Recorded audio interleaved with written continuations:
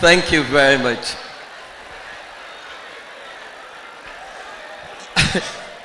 Guys, don't attempt to repeat that name, or else you might have to visit the dentist.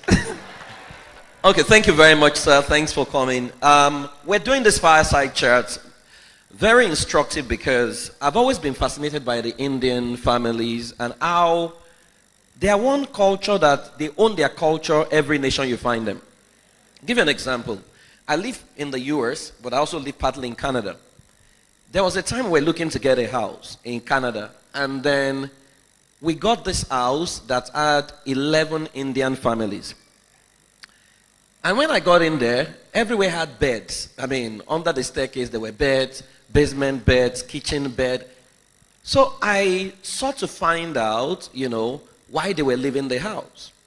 And so they said to me that when they arrived Canada, they realized that to rent an apartment in Canada was $2,700. And so they felt, why would each family rent for $2,700 when all of them can live in the same house and now split? So which means their overhead comes to like $200 per family. And so I asked, so why are you guys now leaving? They said they took a decision that until the 11th family got their third house, they will not disperse. So that the 11th family just bought their third house, and so it was time for them to go live separately. So I said, what are you going to do? They said to replicate the model.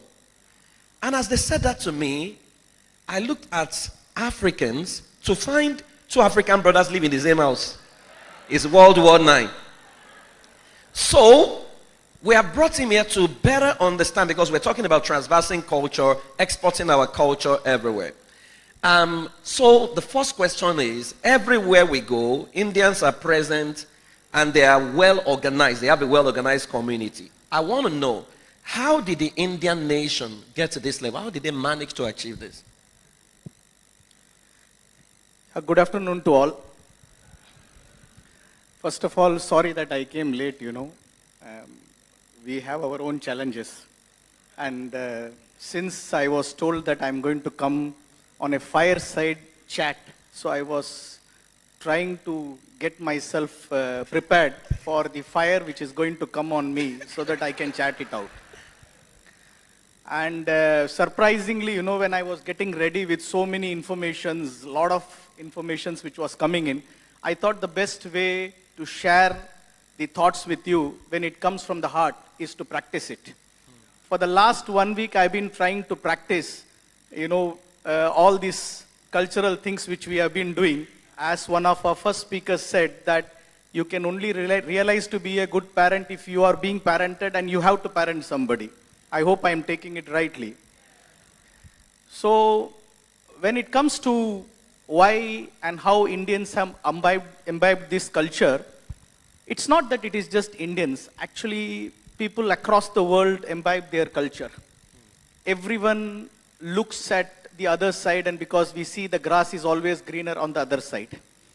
There is something which is very common among people in Africa and people in India. It is said that the human race actually evolved from Africa. It could be Nigeria, it could be anywhere. But the fact of the matter is that we all have gone our different ways. But the very fact that I come from south part of India and majority of us look the same like all of you here. So I believe that the cultural heritage which we have got from Africa is what we took to India. The only difference is that we kept on giving the culture to the next generations. It is said that beauty lies in the eye of the beholder. And it is also said that unless something is not put inside the mind, putting it in the shelf is as good as not being used. So from our childhood, it has been taught to us that it is not just our family, but the whole world is our family.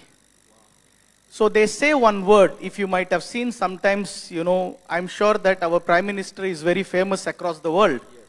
And he keeps saying one word everywhere is Vasudhaiva Kutumbakam, which inadvertently means that the world is a single family. So, in fact, if we live within our family and if we consider everybody in this world is our family, we will always be able to transfer this knowledge to the next generation. And the second fact is that you might have seen that previously we used to have many children in the family. But because of the hardships, difficulties, India is today the largest, most populated country in the world. We have become number one in the world with 1.4 billion population. And I'm sitting in the most populous country in the Africa. There is some connection here. And the fact is that when I look from the other side, what did I learn? Because when you are child, when you are trying to learn from your parents, it's not you are learning. Many a times you resist what they do. Many a times you do not believe in what they do. Many a times you are initially dependent, then you want to be interdependent. But the true quality of family comes when you become interdependent. And that comes only when, like our last speaker said, that once a father becomes, a son becomes a father, he really understands what his father and mother have gone through. And that is when the true family culture comes.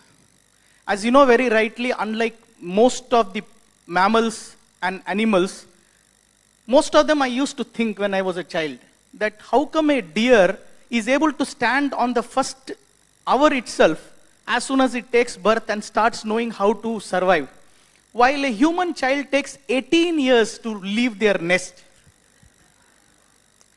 And that's the real crux of it. That 18 years is a time when the parents, grandparents, great-grandparents, when they imbibe the culture into the child. And that culture is carried.